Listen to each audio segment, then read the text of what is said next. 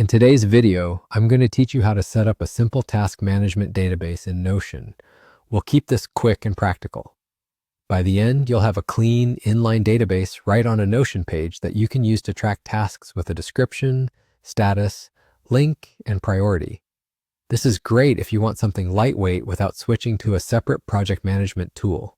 First, open Notion in your browser or desktop app and make sure you're signed in. Head to the Workspace and the page where you want your task list to live. This can be an existing page, like your weekly planning page, or a brand new page. Keeping it on a page you already visit often makes it easier to stay on top of tasks. On that page, tap the / key on your keyboard. This opens Notion's command menu. Start typing database inline. You should see an option that creates a small table directly on your page. Click that.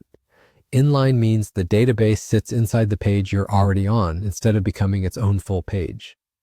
It's perfect for quick lists and dashboards. Once the database appears, it will have a few default columns. We'll customize those to turn this into a task manager. Click the first column header and rename it to description.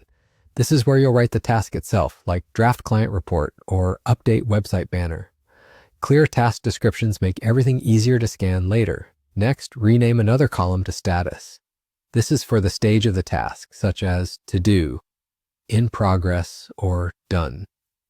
Using a consistent set of statuses helps you see at a glance what needs attention. Rename a column to link. Use this to drop in related URLs, documents, or resources. That way, everything you need to complete the task is one click away, reducing time spent hunting for files. Finally, rename a column to priority. This helps you decide what to tackle first.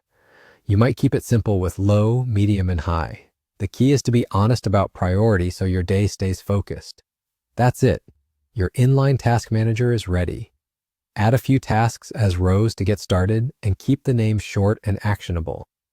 If you want to keep things tidy, group similar tasks together and review statuses at the start or end of your day.